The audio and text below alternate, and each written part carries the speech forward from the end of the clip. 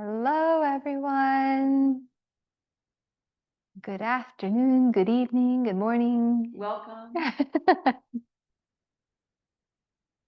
All right, we'll just give everyone a few minutes to check in. And then we always remind everyone, we love talking to faces and not black screens. So if you're in a place where you could turn your video on, we love it. And if not, that's okay too. Yeah, it also helps us see how you're resonating with what we're talking about. Yeah. And we definitely want to be alive with you. So if you can do it, please welcome your faces.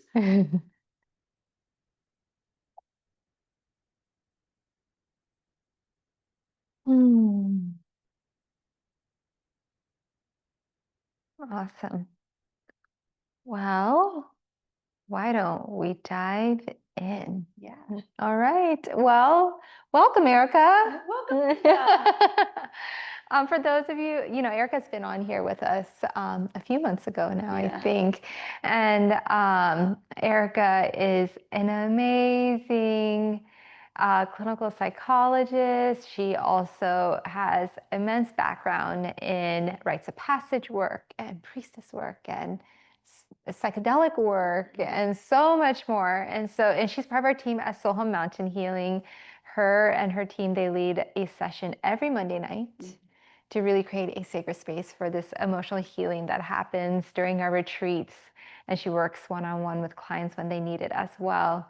But we're very, very lucky to have you, and we're very grateful. And we'll be co-hosting a retreat together in November 30th, first week of December. We'll talk more about that later. But yeah, I'm super excited about that. And actually, it'll be the first time we get to do a women's only retreat. Yeah. So rock on. I'm very excited about that. Yeah, awesome. And we're gonna adjust the microphone. But yeah, so that is coming up, and we'll talk a lot more about that. And we are so excited to talk to everyone today about release, holding the Divine Mother, archetypes. We got a lot in store today, and we're very excited to talk about all of this and more. But I also wanted to share, we were just talking before we got on, that this is the third day of Navratri in the Vedic tradition, which is really a festival. It's a 9 days, although this year's 10 days festival of really honoring the Divine Mother in many different archetypes. Each day is a different archetype, and it's so beautiful because it's like you're going through the whole evolution and cycle of a woman. Starting off with the first day was like her being like the daughter of Mother Earth and that more young phase, and then growing. Yesterday was all about her growing into like really a student of life and lover of life and the patience and also like focus required. And then today we rose into the archetype of her as really committing to becoming the wife of Shiva, which is like such a powerful role, and that embodies her as a holder of a family and being able to take action when needed when it comes to her family and her community. And it goes on and on and on throughout the 10 days, really going through the phases of like releasing all of the roles through like menopause, I'd say, and then really rising into like the insight and wisdom at the end of life. So it's a really beautiful tradition. And I was just sharing with Erica, my biggest realization, this year, and every year we explore this, and we've been going over it with our children every single day. And my biggest realization this year is, I keep focusing on wanting to be the embodiment of like Brahmsvarup, which is like the embodiment of love, like really embodying love, which is like the end goal, so to speak. And it just, when I'm looking at each of these stages, I'm like, no, but there is such beauty and really leaning into whatever stage I am in now and fully embracing, fully owning it. And I think that's so connected to what we have to talk about today. But it was like my aha this year. Yeah. Well, and what I think is so poignant and how it relates to what we'll be talking about is sometimes we often want to get to a place. We want to be that full compassion heart, or we want to really be living in love, and we're not feeling it. And so how do we work with what is present in order to transmute, change, heal, shift, and move into a place that allows a natural progression. And what I love about speaking about these different archetypes is that it's a representation of something that's within every one of us that's connected to the universe and truth and divine. And so that place of where are those frequencies that are meeting and hitting us authentically right now? And how do we attune? So we'll be talking about some of that today too. Yeah, I love it. And then you're talking about the Jewish New Year yesterday? That's right. So some of you may also know is that at dusk yesterday was the first day of the Jewish New Year, which also correlates to the moon calendar and goes through in the Judaic tradition. This is a time for reflection and to really be thinking about and going inward to what is this next iteration of myself? What is this next iteration of consciousness? Where do I need to look at the stories from the past, as humans were story makers? And how do I learn from that? And that also relates to archetypes too, because archetypes are embedded with stories and mythology. So, yeah. And I mean, I just love this season because I feel like as it's been getting darker each evening, like my body's just like, thank you. Like my being is like, yes, it's finally here.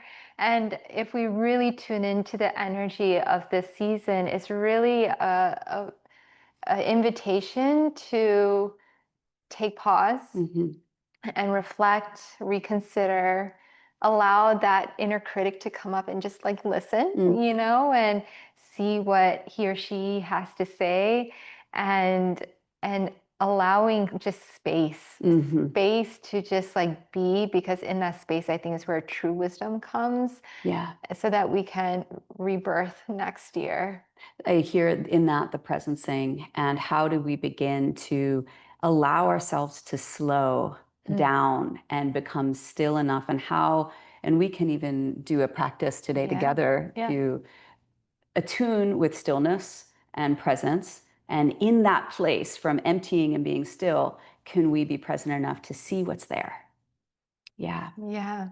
Should we do it? Should we do it? Yeah. Let's do it. Okay. That's like, So I'm going to ask everybody to really find a position where your pelvis can be tilted forward so you have a natural arc in your spine. And what that's doing is it's aligning your whole central channel along with your lung capacity to be open and full. So we're wanting to connect with the earth, which is our great, like really this beautiful, great mother of us. So if you want to feel comfortable closing your eyes or staring at one spot in front of you, and as we begin to feel our sit bones connect with the earth, really bringing your body down and feeling the power of her holding you, because you're held, because you're always held. And beginning to breathe into the pelvis, breathing in and connecting deep into the earth. And as that pelvis fills, we're going to begin to breathe into the lungs and fill the lungs up. Shoulders can lift up, roll back and down, so that that clavicle and that lung space and our heart space can be open. And bringing the breath in through the lungs and up. And tracing that with your mind's eye. And bringing that breath in again. And this time when you bring the oxygen all the way up to the lungs, nice and full them to the top of the clavicle and hold it up high. Bring that breath nice and full, and hold. Slow exhale and feel the ground. And another one like that when you're ready. Inhale.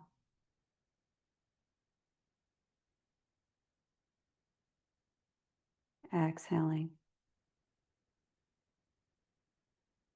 And as the breath begins to expand the ribs, bringing that all the way up through the back of the cervical spine into the third eye.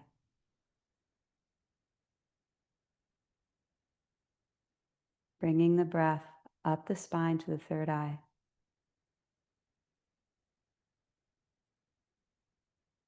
And from this place,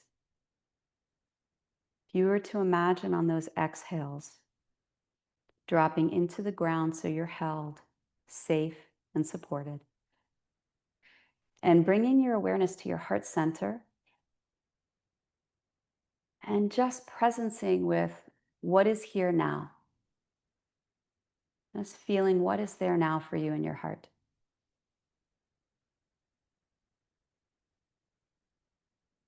And all is welcome. Every feeling, sensation is welcome.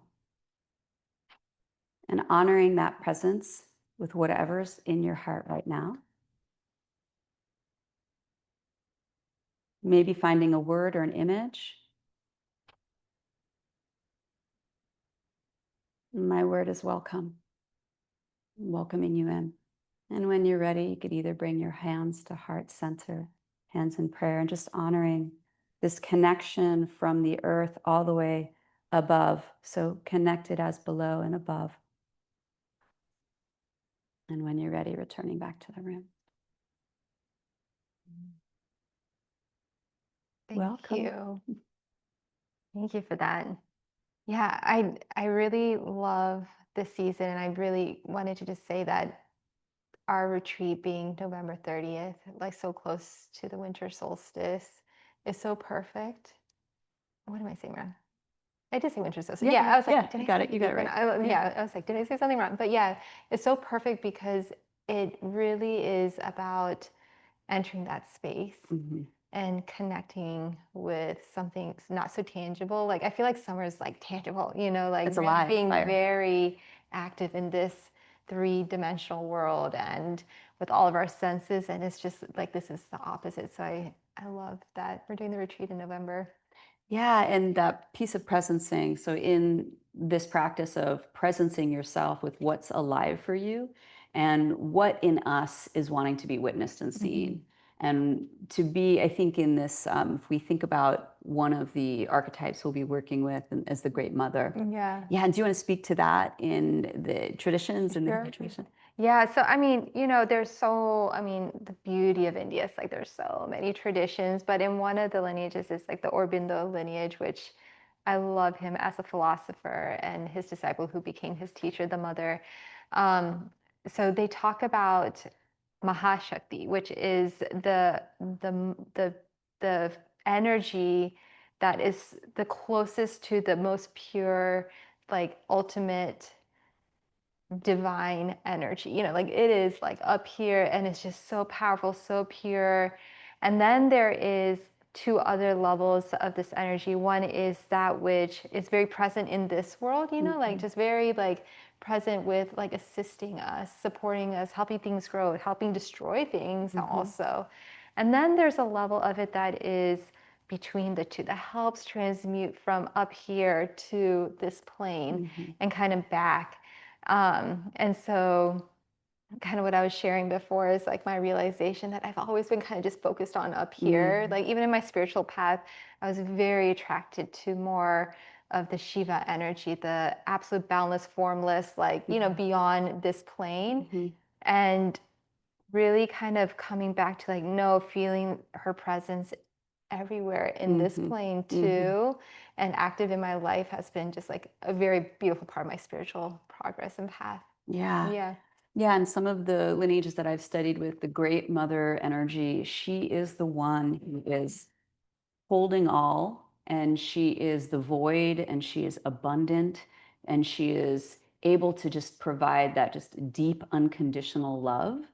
And from that space, those of us who have had abandonment or neglect or wounds, mother wounds, not being mothered well enough, many of us have that. We didn't have our mother's presence in a way that really felt nourishing. And so when we can surrender back into this frequency of just being held, we also may notice what are the shadow qualities that come up. Am I feeling alone? Am I feeling neglected? What are those shadow aspects? And what's so beautiful about that is that we're wanting to really get to know what's been cloaked or what are the things that are underneath the great elements of love. Because as we can feel them, then we can transmute them and begin to heal them. And so when we sit in presence with something, we're really also wanting to witness what arises. And so in that Great Mother energy, some of the shadow qualities with each archetype, there's different light and shadow qualities. And so the Great Mother quality is of that abundant nurturer. And in the shadow or the elements of wound might be neglect or abandonment or not feeling enoughness. And so how do we work with that when that comes up, and how do we not just try to push it away? And in community, I think when we connect in circle with women, there's a way that every single woman in that circle is reflecting a part of ourselves, whether we're speaking it or not. And that's the power of connection. And so how do we, as we're witnessing someone else, what comes up for us? And is there an awe, a love, is there judgment? Whatever arises is really welcome as a piece of the whole. And so we also, like to really create space for all the feelings and all the things. And I'm wondering what might be coming, if there's any questions from the audience Yeah. about what are you aware of as we're talking about the Great Mother archetype. And if you want to pop into the chat, what are some elements that come up for you around this idea of the Great Mother and this holding space? Yeah, and I love that you mentioned the fact that there's this, like when you ask a question of like, how do you work with it? I feel a lot of it is just beginning with awareness. Just simple awareness of that I am holding XYZ, or I am still struggling with whatever it is. Sometimes remembering, a lot of us suppress so much. And I know this from like, I do these meditation retreats and it'll be like day 5 or 6, and then something comes up and I'm like, where did that come from? And we just hold so much. It's just awareness of that is so helpful and impactful. And I feel like that's where it begins. It's just simple awareness and acknowledgement. Yeah, if we were looking at what are some of the steps, like Brenda, what are some of the steps towards healing the wounds? We'd say, I mean, the first one is what we started with, was where presence, right? So is to get a clear connection to our bodies and presence. And then from that, we can be aware, right? So presencing and then having awareness. Yeah. And, I know this webinar is supposed to be about release and all those. And, we're talking about it that, yes, that is so important, but there's like steps before that. There's steps before that of first acknowledgement, first understanding, first knowing and being aware. And so, yeah, I'm curious, in addition to your question, like, what are the things that you all feel like you're still holding? Like, and what are patterns that you see in women that you work with? I think overfunctioning is a really big one. I don't know how many of you out there would relate to overdoing, overcaring, overfunctioning. I think in the innate sense of a mother, a female woman being the nurturers and the caretakers and the feminine archetype, that overcaring and overfunctioning is a big one that I see. And I think one of the ways we have to, don't have to, but one of the ways we can begin to create change in that is that to notice when we're doing it, because once we notice when we're doing it, first stage of change is that awareness, and then we can set boundaries. So I hear some people are saying, yeah, labeling feelings good or bad, welcoming all, because if we're admonishing ourselves or saying, ooh, we're wrong, again, we're contracting. So yes, overcaring and over functioning can be natural. So noticing when we're doing it. And so that would be another question, is what are the things that can start to cue you in to the fact that, oh, wait, I'm over functioning right now. Often under over functioning is anxiety and fear. And so that is the question, like what then, oh, wait, can I tune into my anxiety and my fear? You're welcome here. I need to feel this.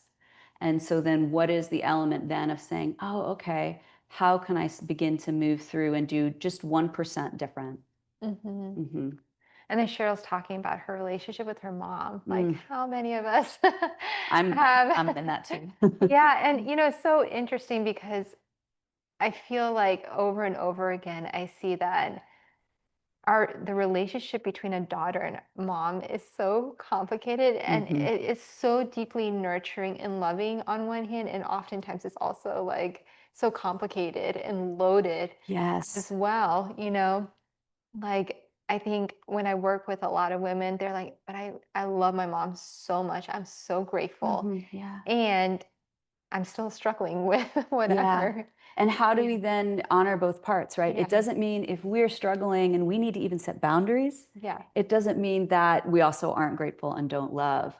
And that question of, are we over caretaking or over functioning? Tammy, over functioning, the question would be is when you are noticing you're doing it. So when I name that anxiety and fear is there, underneath it, can you, if you don't do the thing that you would be doing, and noticing what's there. So let's just say one of the ways you overfunction is by creating everybody's meals. I mean, I'm creating a simple one, but you're just going to be the one to go food shopping to make sure we've got healthy meals. If I'm not overfunctioning to caretake somebody else, what happens in us if we decide not to do it? And you could play that in your mind as, okay, I'm deciding not to do it. Well, I'm scared that maybe someone's not going to get the healthy food that they need. Or I'm scared that they're not going to do the thing. And if they don't do that thing, there's a consequence, and then I'm left holding the ball. But that's where we start to differentiate and say, what are we truly responsible for? And often we really are responsible for our children, right? They can't do those things for themselves. But where are the ways that we're overfunctioning that we're securing somebody else's functioning? And so where is it coming into more of an enmeshed dynamic? She had an aha with that one. Good, thank you. Yeah. Another one that I see a lot is just feeling not enough. Oh, You know, God. just never feeling like they're, and I feel like it manifests in very different ways. Like some women, it's the constant need to achieve, improve, and do. And then in some women, I feel like it's a complete like shutdown, you know, like detachment, introversion, kind of fear of putting themselves out there. Well, what it reminds me of is just how we go into comparison or self-judgment really easily. And so if we notice somebody else doing, it's immediately like, wow, they're so XYZ. I suck. It goes from witnessing somebody else's beauty or power to a comparison of then how did you suddenly start sucking just because somebody else is doing something really well? And what are your gifts? Yeah. What are the things that you're truly shining at that you're not acknowledging? Because every frequency of light and color is needed, and we're not going to have always the same colors as everybody else when they shine. Yeah. Yeah. And then I feel like there's just like sometimes just a feeling of being stuck, like with major transitions. So, you know, it can be, I've seen the stuck going from a pregnant woman into postpartum because it's like, I went through this, I had this identity. And what did I accomplish today? Like I changed some diapers, I barely showered, I ate, I nursed, and that's about it. And so for people who like had a certain lifestyle and identity before and then shifting, it's really like there's a stuck, you know, like how do I enter this? I don't know what to do. Or going from having children in your home to not. Yeah, these threshold periods. Yeah. Right. So yeah, I think birth, death, right? Losing Yeah. someone, the transitional periods of shift in, like with losing children, empty nesting. Yeah. So these, I like to think of that space as this threshold, and that in the threshold is actually a really generative space, but it's unknown. So it's like we want to have like when you're naming that place of like devalued, like all I did was change some diapers and I needed to nap because I wasn't sleeping enough, and that's nothing. There's no value in it. And it's like, what if that space of from old identity as professional woman doctor to now being like full-time mom, doesn't mean you're not still these other things, but that threshold period, what if we had grace to say, I am in a threshold period, so I'm giving myself this allowance of not having to know right now. Yeah. And that there's something very generative happen. And I think often we think about that analogy of the chrysalis of the liquefying butterfly, that butterfly caterpillar is now liquid. They're no longer caterpillar. They're not. They're something totally different, and they don't even know what they're going to be. Yeah. And so I think, how do we have patience and how do we support each other and give? I think the piece of community is so crucial. Yeah. And being witnessed about saying, if I were with you and being able to be like, oh, my dear, I'm hitting my microphone, like you are doing so much, and can there be space? Can there be space for you just to be nourished, or for you to actually be tired and not have to be in another definition that we want ourselves to be in just yet? And I remember you did that for me when my father was diagnosed with Oh, cancer, and she just showed up. She's like, I'm going to do something for mm, you. And you're so sweet. And I do feel like so much of what we struggle with as women today is because there is no community, or there's very little community, mm, relative. Like, I feel like mothering was meant to be done in a village. oh, Growing old was meant to be done in a village. yes. Holding families was meant to be done in a village. Like, all of it was meant to be done in a Mhm. village. And now we're just like in this. And so you always think like, it's me, like Mm. everyone else looks great, everyone's Yeah. social looks perfect. So it must be me. Like, there's something wrong with me. But because we don't have this opportunity to connect Yeah. and hear other people's stories. I remember Sandy had come back from a retreat and she was sharing about, like, just the stories that was of everyone in this circle. It kind of hit me. I was like, what human being has not suffered? Hmm. What being a human being does not have pain and struggling in their life? And not that I was happy that other people were struggling, but it's like, oh, this is just part of Normalized. the human experience. Yeah. I love that when we bring our circle together in November, Yeah. that one thing that why I adore doing retreats is because we actually put everything outside of our circle away and we're just present with everybody. Mm. So anything that is generative in that circle, we are doing that with witness. And I think what we don't get enough of is being witnessed in our society, to truly be seen for every face that you have. So if you're in pain and you're crying, if you're feeling your worst, I had this experience that was many over, I guess it was 13 years ago. I was in a women's circle and I was with one of my teachers, and I felt like I was this little baby infant of a student. And I was like, what am I doing here with all these amazing women? And I was like, they are way beyond me. And I felt so humbled and so scared and so insignificant.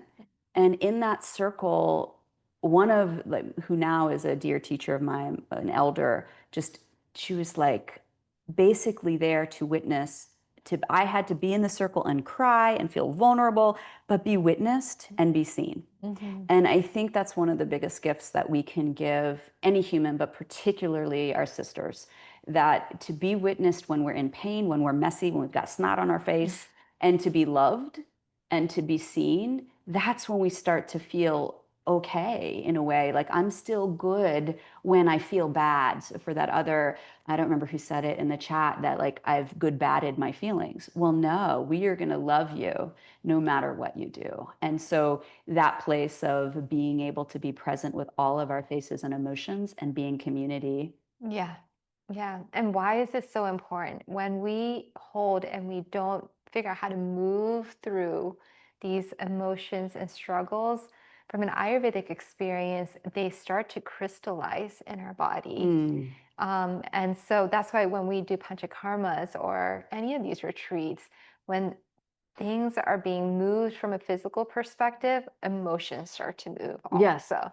It always happens. Yes. And to the point where, anyone who's done Panchakarma with us, they know I start off with, just so you know, Hmm. you may be coming with XYZ, but it's very common for people to have emotional releases. So giving you some foresight into that, because it just happens. Like, our being is not like physical, breath, mental, like it is so interconnected. Like, we use these different categories for our mind to grasp the Yeah. different section, but it's all one. It is all one. And I Yeah. think part of that is, as a culture, we don't give ourselves the space. We are over functioning all the time. Mm-hmm. And we're also repressing because there's been so much shame around being emotional or having emotions that then they get squashed in often, and they don't come out until you have your, 1 hour a week in your therapy, or you're allowing yourself to just get so depleted that they have to come out.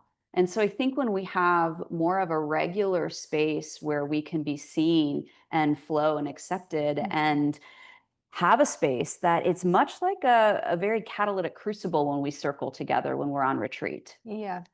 Yeah. And I think it's so important. Again, I just want to reiterate, it's not about just like, okay, I have this, I need to release it. I Mm, feel like there's many stages mm, like in the process mm, to that.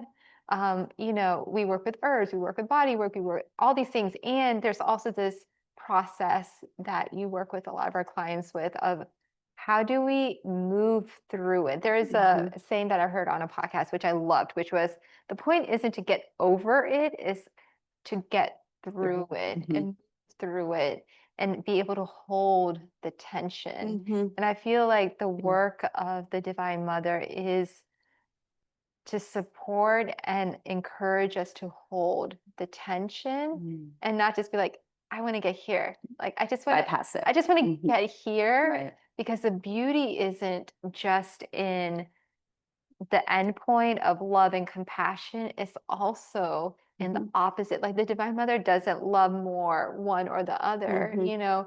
I mean, Ram Dass is like an amazing philosopher, like I don't know what to call him, spiritual leader. Yeah.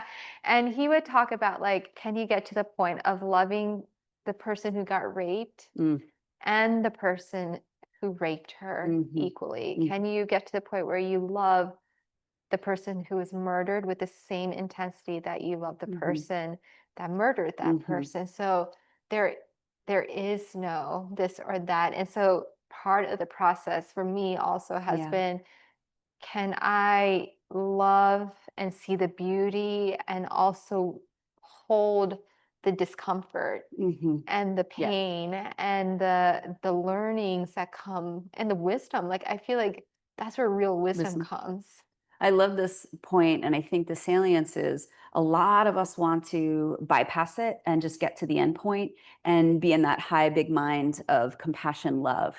And if we skip it, like you're saying, the frequencies that get stored in our body, and I think what's so cool about our bodies in a way is that when we have an emotional experience through any of our lifetimes, and possibly the whole lineage, you know, if we're a lineage of beings, that if we have something in our bodies and it gets sublimated, that frequency is still there. And that's also why some people cry so much at cat commercials or Hallmark things, because it taps on a frequency that they give themselves permission, like, oh, I can flow with that. But when it's something that feels too scary or too intimidating or too judged, I'm really blocking it. So in order for that cleansing piece to be our lesson, that our wounds are our teachers, that any of those frequencies that are in us that feel hard, it's teaching us how to get through it.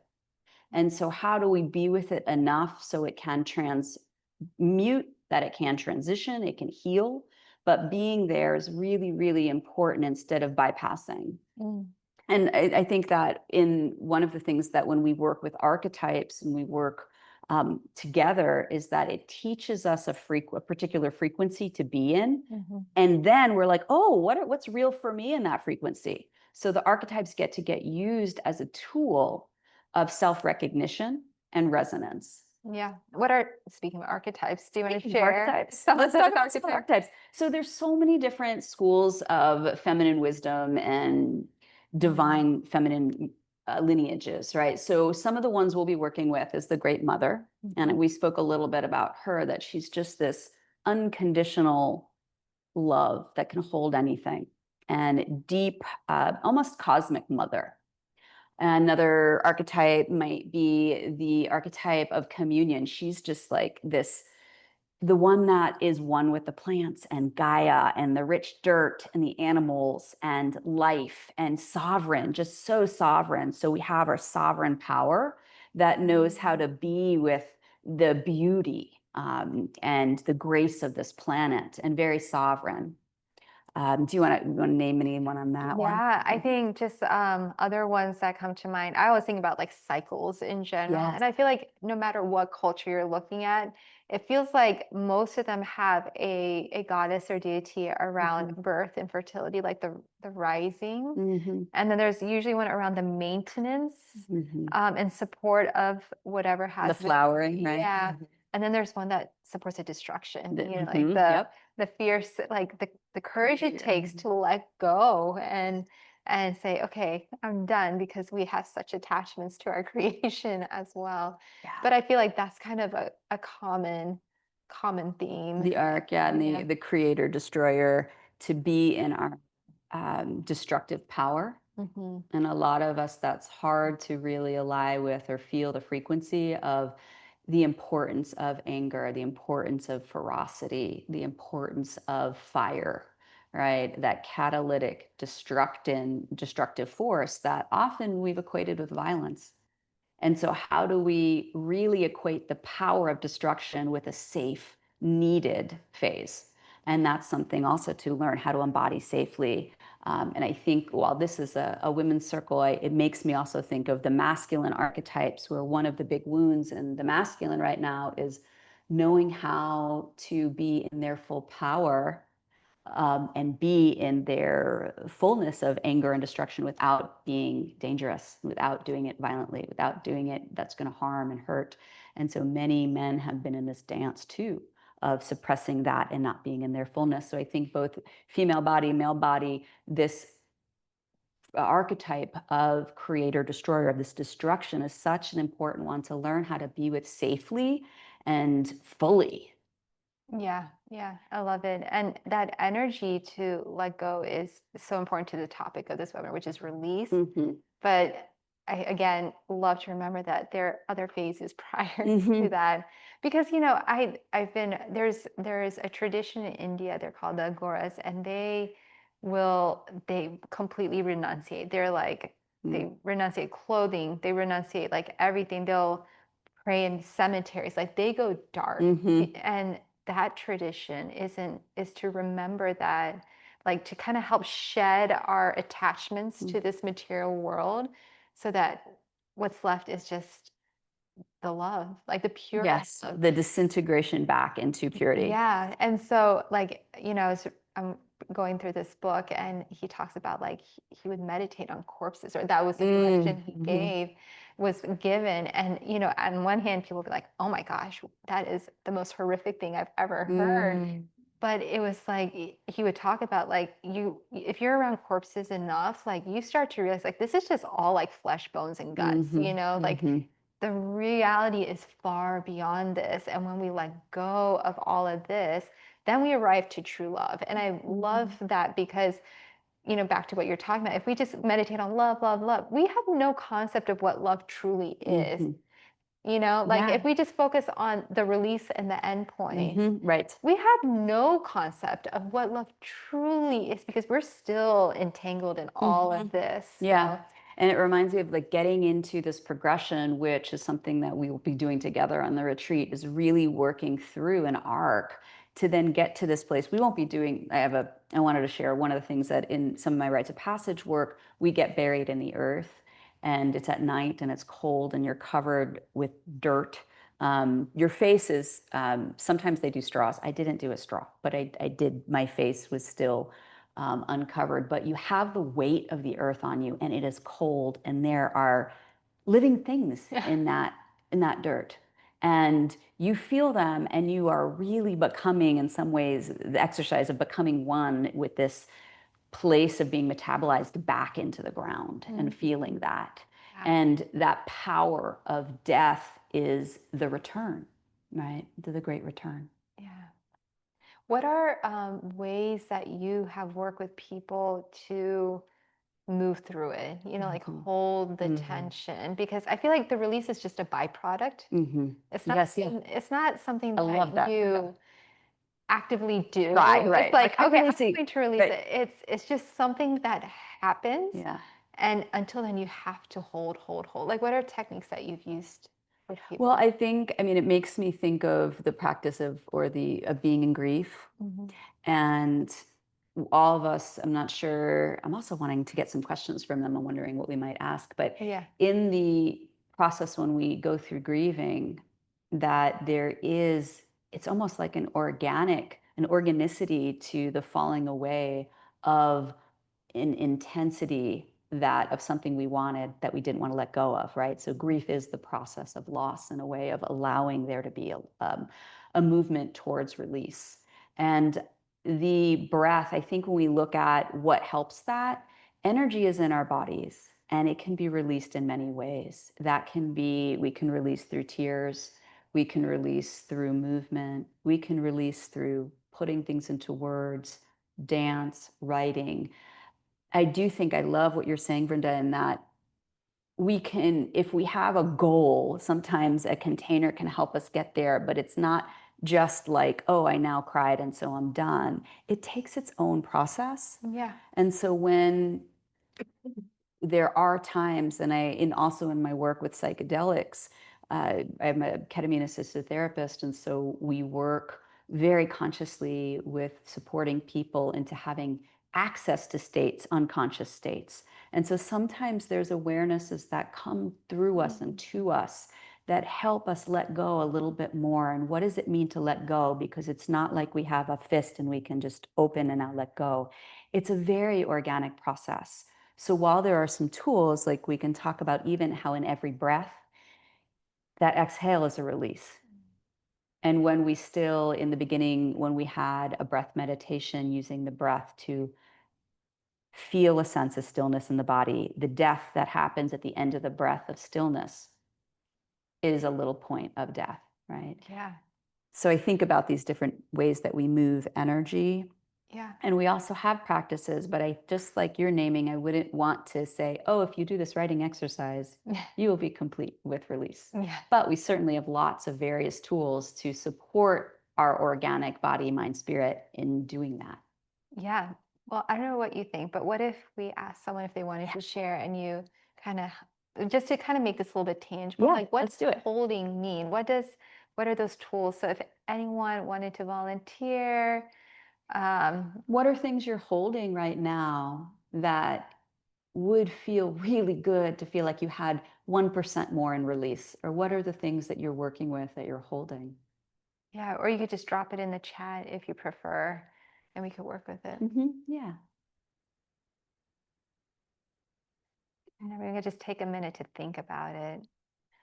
Yeah, and I'm also wondering, like, sometimes if it doesn't feel like we're holding something particularly, what are the things in your life, in your consciousness, in your being that you're wanting to progress more on? Are there places in your own patterns or things that come up again that you're like, oh, why did I do that?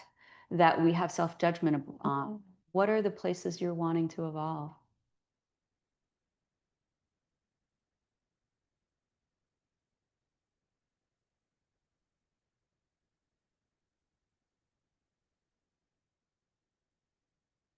Well, I can give a sample that we could work with. Yeah. Like, what if we took, I'm trying to think, like, what comes up so often? What if we took the I am not enough?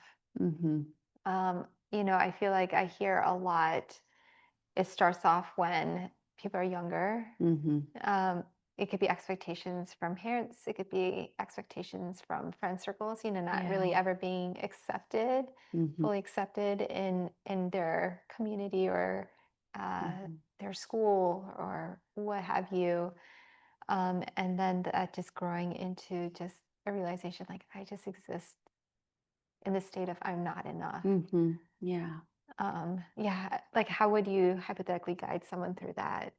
You know, when I think one of the most powerful things that we receive in connection, we're attachment beings, even though we Mhm. talk a lot about non-attachment in a spiritual sense, that one of the biggest things that we realize how when we're infants and babies, when we're blobs and we don't really even know we exist, we're just a bundle of sensations, how we Mhm. start to begin to come into a form of self-recognition is by that smile and the attunement by another. So when Mhm. that baby is crying and they're really uncomfortable and they don't know what's up from down, the parent or the caretaker comes and says, oh, you're okay, you're okay. And that energy is transmitted in this feedback loop of being truly attuned to and seen. So one of the ways that I would say, I think that people start to begin to really feel their own value Mhm. is by being attuned to. And how do we get attuned with? Who are we choosing to be around? When we're little, we can't choose, right? We have Mhm. parents and there are parents. But as we get older, we can begin to start to notice the people who really can see us. Mhm. And that may be friends, that may be even people in our community that are mentors. But how are we being seen and witnessed? And when we're seen and witnessed, the second part of that is taking it in. Can we learn to receive what someone else is giving that is true? And that's the second part of that, is the attunement we have to be able to be safe, feel safe enough and vulnerable enough to be witnessed and to take that in. Yeah, I love it. Another thing that I really have loved working with people with is just seeing that as like a child version of yourself. Mm. And then so there's like a sense of a little bit of separation, but full presence with it. And then welcoming that child into your lap, in your meditation, and just letting them know like it's okay. I You are good. That I love this. visualization. And we can even get it more real for the people who are witnessing and watching with us today, that that last time that you reacted in a way that you really weren't proud of, maybe your partner or your kid or a friend, and you just did something that you really didn't like and you judged yourself. What if instead you actually noticed that that little girl or little boy or little being in you was reacting because they were scared or they didn't have their needs met. And so that was a protective mechanism for you because something wasn't feeling right and there was a need. So what if you were able to say, "Hey, I got you."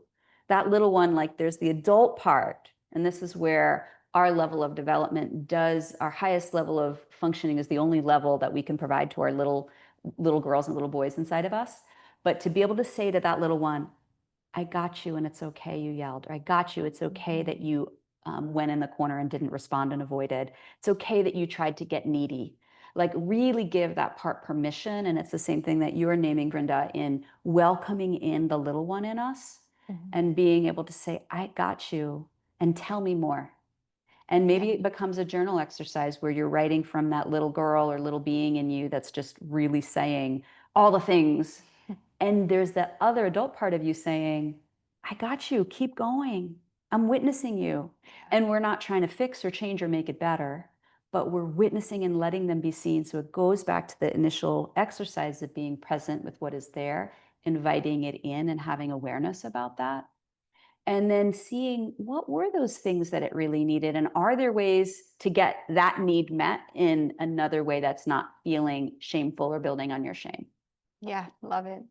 Another one that I really like is the practice of complete awareness of the sensations of it. So, like, just beginning with just like allowing myself to be fully aware of the sensations. Like, okay, the shame feels airy in my chest, in the pit of my stomach. It feels hollow, but with like an area of tension right here. Or I feel like little vibrations, like it's too intense for me, actually. But really objectively bringing full awareness of what are the sensations.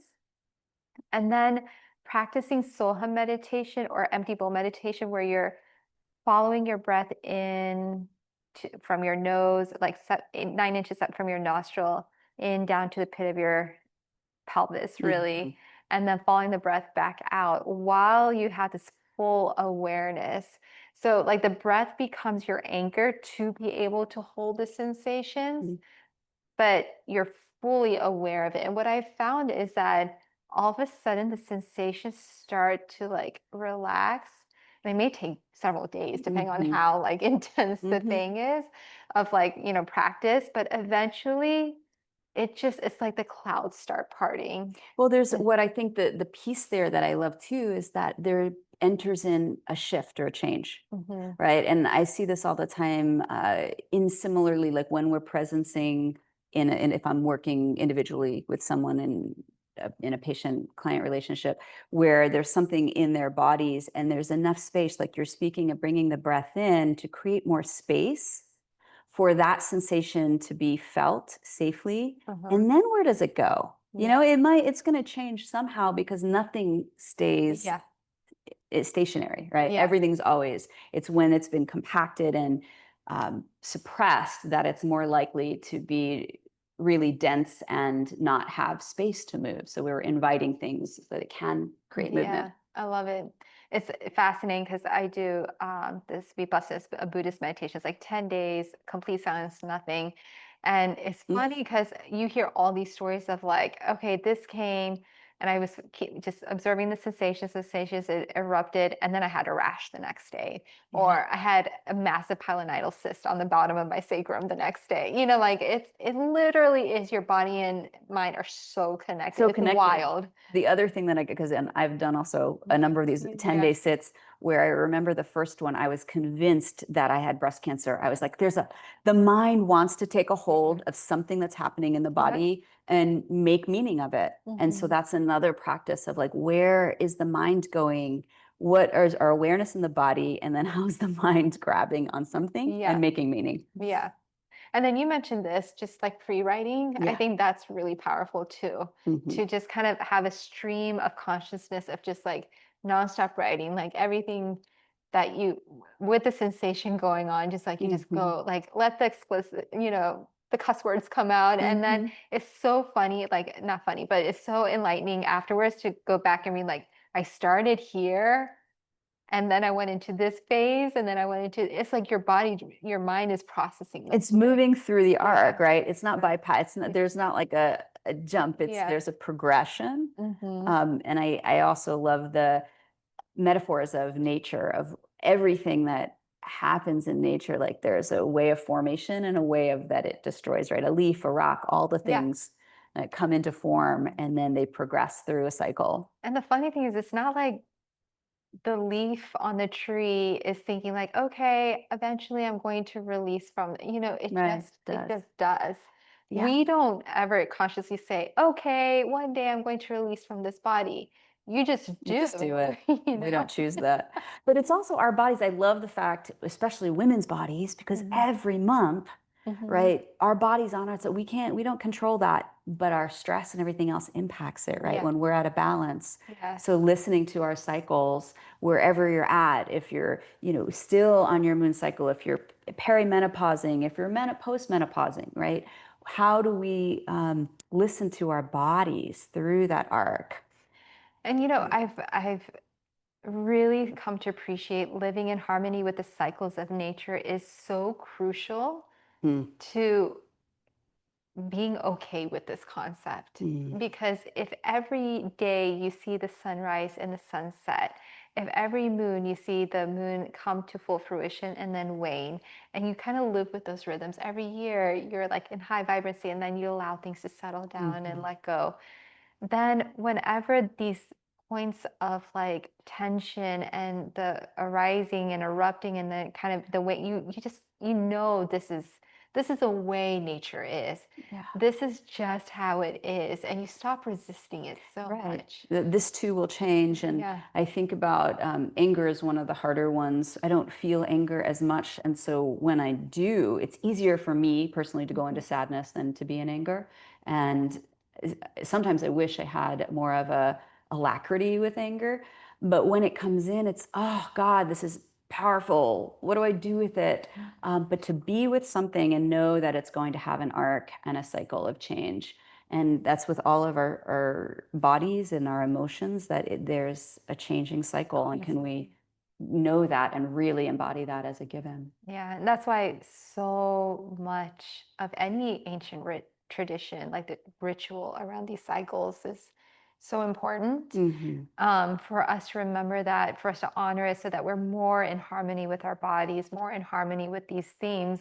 And so, you know, even in the retreat we'll be doing, it's like instilling some of these rituals and sharing some of these rituals is really important. Yeah, and I'm wondering if there are any questions in the themes that we've spoken about that anybody wants to ask us, as far as some of the rhythms of emotional change, of being present, of using presence awareness, moving through into release and liminal spaces. Any questions that would be helpful for you, seeing that we're here live today?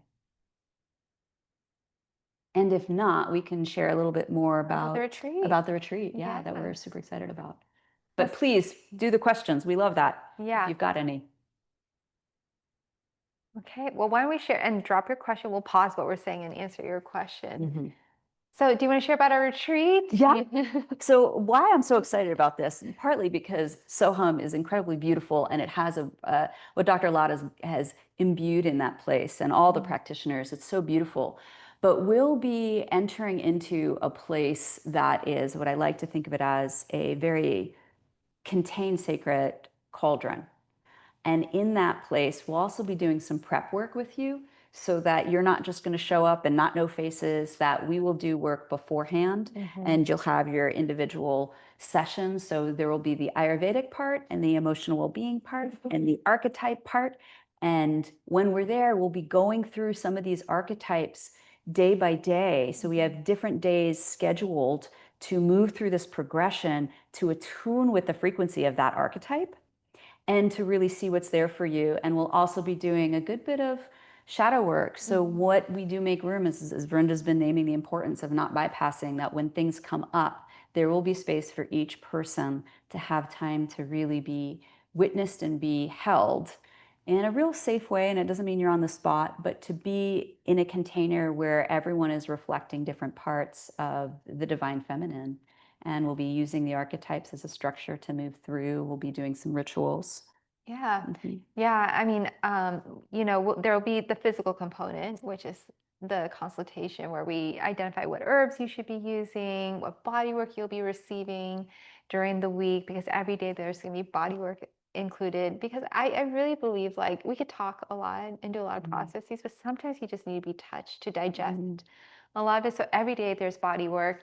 But that kind of helps support the body in the release and in the healing. And if you have specific challenges, it'll support your body with your specific challenges. And then it's really just, I feel like also just a journey with the mother, like understanding and building a relationship with the mother. Because I feel like a lot of my processes lately have been with myself personally, has been about, let me just get to know you, like let's just, I want to ask for help, or I want to ask for your insight and having conversations like in that really early morning before the sun has risen, in that quiet, it's like my time with the mother. And I feel like the more I develop that relationship, the more I can hear, Agreed. and I can download more. And so it's just really just understand the full breadth of her existence, and then us working through our own processes so that we can meet the mother. And eventually, hopefully, we can all rise into like the greater embodiments of her so that we can support her work. And I feel like that is really what the third stage of life is about, is okay, you've done like having your career, raising your children, whatever in the world. Now, like, we need the matriarchs back. We need that eldership back. And so the community. and so it's really kind of really just supporting that. For me, this retreat is our small contribution to bringing that back. And the connection. I think one thing that I love about SoHum and the process that we get to be a part of and create together is that it's both, we are seeing each of you individually, like there's a lot of individual attention, and then there's just a whole host of connecting as sisters and being able to be witnessed and seen and to have these practices to deepen our relationship to divine, to Great Mother, to each other, and to be held. Yeah. Yeah. Yeah. So if this is inspiring to you, just reach out to our ambassador team. It's on every email I think you get if you're interested. It's November 30th for a week. And it's not like Panchakarma where you have to have like a very strict diet right before necessarily. So you can still go to your Thanksgiving festivities and enjoy with your family. But it will be very special. Yeah, it might be the perfect time to be held after the Thanksgiving too. So we're super excited to create really special and unique individualized experiences that come together. So great. Thank you for joining, and everybody that turned your cameras on. Thank you, Tammy and Indra. Thank you, Pinaki. Thank you. Indra. Much love.